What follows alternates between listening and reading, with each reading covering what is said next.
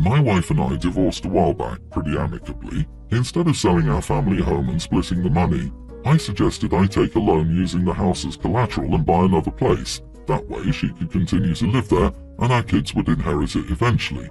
She was reluctant, but eventually I convinced her. She's always been like that. Her reluctance to take any chances has held me back many times. This was a good plan and it worked for a while. Eventually, however, I ran into money trouble. Everything was more expensive than I thought, the fixer-upper I bought needed a lot of renovation, and I got deeper into debt.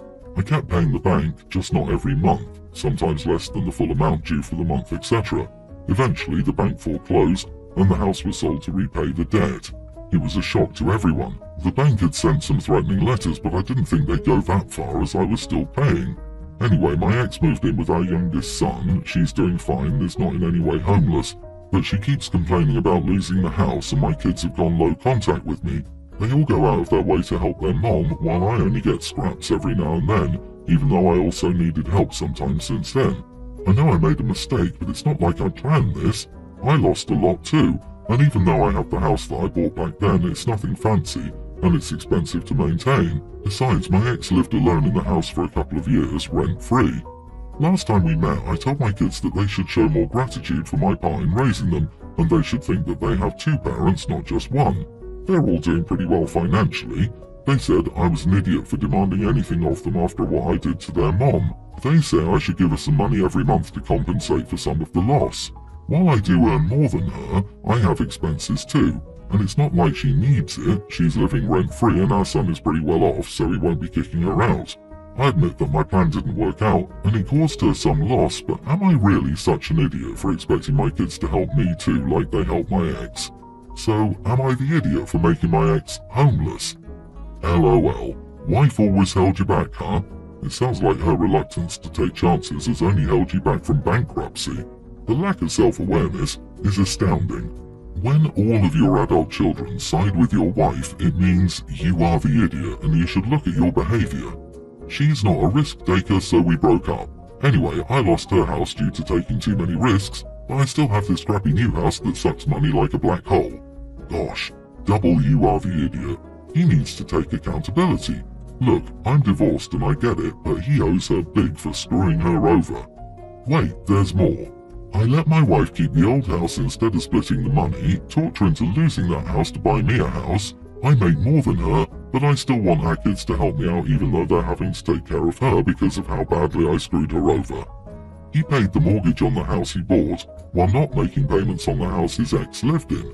In essence, he stole her half of the house by taking out a loan on it, keeping all the money himself, then letting the bank foreclose on his ex instead of just selling the house and splitting the money with his ex. Foreclosure doesn't happen overnight. You 100% knew it was coming and didn't tell her. Triple, you are the idiot for screwing over your wife, taking advantage of your kids, and painting yourself as the victim. OP is totally cut from the same cloth as these guys who come on here and say, I make $500,000 and my wife makes $30,000. I insist on living in $1 million home and splitting expenses 50-50. I'm about to retire next year, while my wife will have to work until she's 85 to afford the lifestyle I forced on her. It sucks to be her. Meanwhile, while she works, I'll be vacationing on a Greek island. There are such selfish idiots out there. OMG. You bullied your ex-wife into putting her house up for collateral, which I guarantee she did just to get you away from her, and then you lost nothing and she lost everything.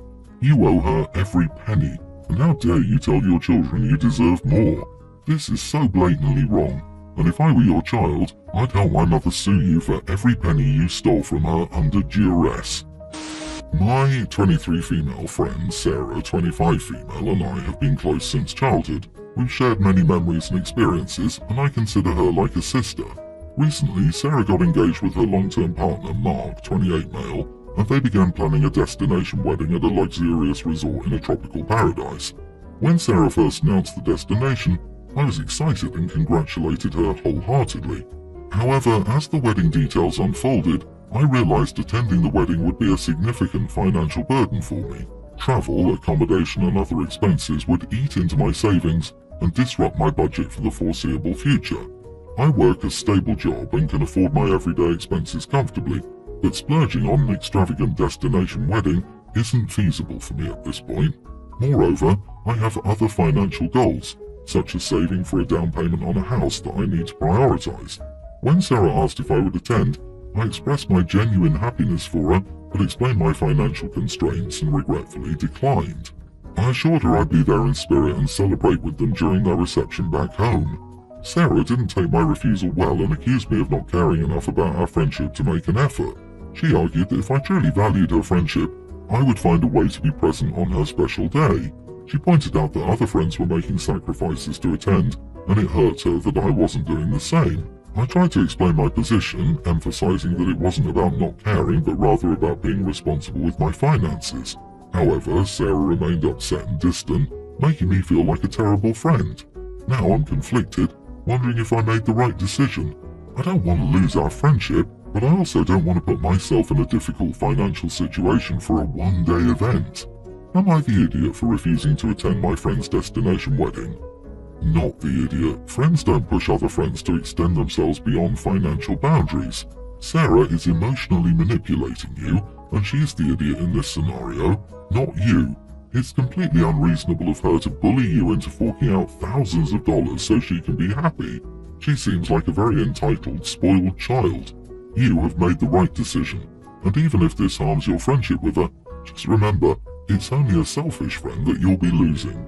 Sarah possibly gets a better deal at the hotel with more wedding guests she brings in.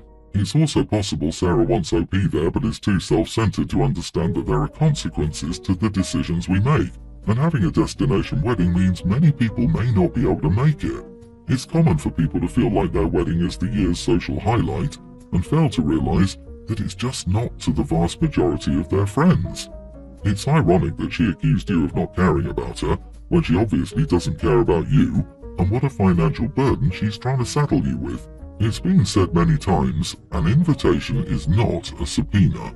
Remind Sarah this is the 21st century, and she should set up a live stream so people who can't easily afford to attend can share her day. As we get older, we outgrow some friends, and it's okay.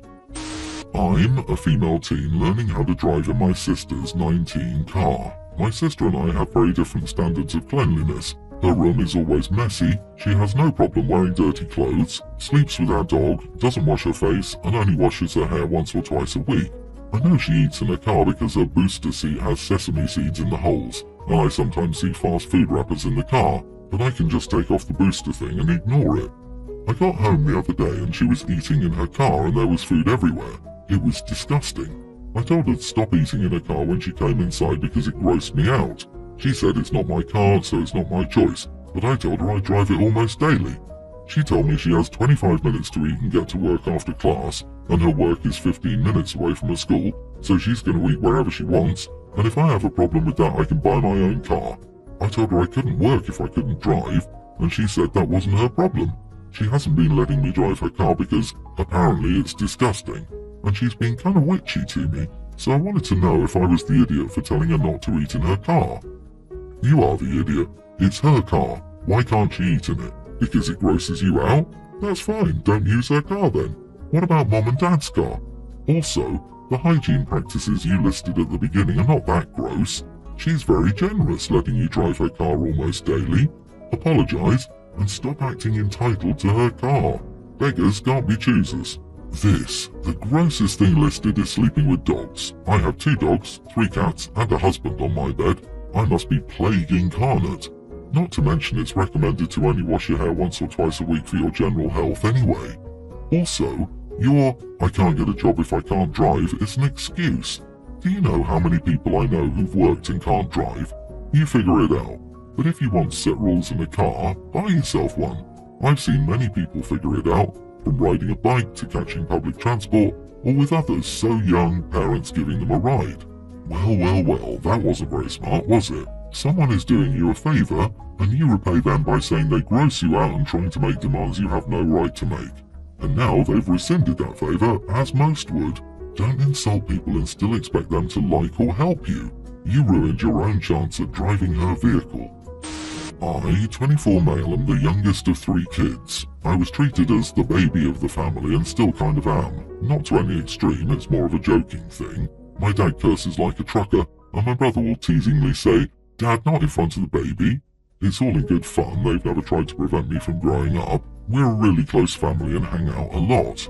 I have a family nickname, a shortened form of my name, think Johnny for John, though that's not it, that I grew tired of in my teens. I never told them that though, as it's harmless and it doesn't bother me that much. Like I said, they didn't know I didn't like it, and I know if I told them they'd stop immediately. I've been dating Ashley for a few months now. When she met my family, they called me by that nickname. She used it after we left and I playfully rolled my eyes saying, I hate that name. She was confused and asked why they called me that then. I said I never made a big deal of it and it really doesn't matter. I just prefer that outside of my parents and siblings, others don't use it. I also asked that she not say anything to them. She said okay. We got together last weekend for my mom's birthday. At one point my sister asked, Johnny, do you want a soda? Ashley went to help her. I didn't think much of it. After the party my mum called and asked, so how long have you hated that we all call you Johnny? My stomach dropped. I asked why she would assume that, and she said Ashley told my sister she should stop calling me that as I hated it. My sister waited until the party ended to say anything as she didn't want to cause drama. She told our parents so they would know not to call me that anymore. I told my mom it was okay, it's not that I truly mind. She said if I told them sooner they would have stopped. I said seriously, don't worry about it. She asked if I was sure a few times. I could tell she felt really guilty and that made me sad. I called Ashley after and asked why the heck she would say that. She said she was just trying to help out. I said she had no business saying anything. She's told me secrets and I'd never dream of repeating them. She kept saying I was overreacting and I should thank her. I told her she caused a bunch of drama over nothing. She told me I was ungrateful. I hung up the phone. She texted me a few times since and I haven't responded. Her gist is that I shouldn't have told her if I didn't want her to say anything. My point is she never said she couldn't keep a secret and she knew I wanted it to stay secret. Am I the idiot? Not the idiot, and here's why. It's not about the name at all. You told her something and asked her not to say anything. She said okay and then turned around and did it anyway. That the nickname thing is relatively minor is not the point. You decided you didn't want to make an issue out of it. She took that decision away from you. And yes, she caused unnecessary hurt to your family that you didn't want to cause. Yeah, that's the thing. I can understand if she misunderstood. I can understand if she forgot. I can even understand if she thought she was helping. But when you hurt someone you care about, apologize. Instead, she defends her actions and tries to blame him for trusting her in the first place. What's the end game? He doesn't trust her anymore. How is that in any way desirable to her? Also saying, if you didn't want me to say anything, you shouldn't have told me. Like, do you know how secrets work? She expects you to be grateful for doing something you specifically asked her not to do. Drop her, you can't trust her. She didn't just betray your trust, she attacked you for being upset that she betrayed it. I, female 35, have been dating Tom, 37, for almost 2 years now. Tom has a daughter Aspen, a young teen. Tom has always babied Aspen, which is fine. Recently, Aspen has been sick and Tom has really stepped up the babying. I think it's fine to baby your kids, but Aspen is a teenager and doesn't need to be babied anymore. I expressed this to Tom, but he says Aspen is still young and needs to be taken care of. Last night I was going over to Tom's. He told me the front door was unlocked, so I just walked in. Well, I walked in to find Aspen lying on Tom's lap asleep. I asked Tom if he thinks Aspen is too old to do this. He said no, especially considering she's sick. I said I think she's too old and it needs to stop. He told me I was being an idiot and I needed to stop being weird about something completely normal. I told friends and they also think I'm the idiot. Am I? You are the idiot. She's a child. He's her father. He can show her affection if he wants and cuddle up with her when she feels unwell. If you make him choose between you and his daughter, he will make the correct choice and pick his daughter. OP basically believes that a child can be too old for receiving physical affection from a parent when in reality, warm hugs and cuddle from a parent is extremely natural. Also, OP, are you jealous of the kid or the relationship between the father and daughter? That might explain your urge to stop the affection between them, but you have no business telling him it needs to stop. It doesn't matter what you think, it's his daughter. If he wants to baby her, let him. It's the latter. A man in my life loves someone else as well. This is an affront to me. It's common, mother-in-law versus wives, stepmothers versus kids, and even sisters versus girlfriends. I think stepmothers versus kids is the worst though, because why would you even want to be with someone who doesn't love and show love to their kids? I'm an adult and I still cuddle with my parents. Nothing wrong with it. OP, you're triggered because you're insecure as a person. Go to therapy and touch grass instead of being jealous of a relationship between a father and a daughter. He's right. She is a kid still. And if you're going to act like this, then he needs to dump you. And you need to go be with someone that doesn't have kids because you're going to be a long-term issue for him and his daughter. I can already tell if he doesn't practically throw his daughter out by 18, you're going to just about have an aneurysm over it. Stop being weird and let that man have someone mature enough to date him because it's obviously not you.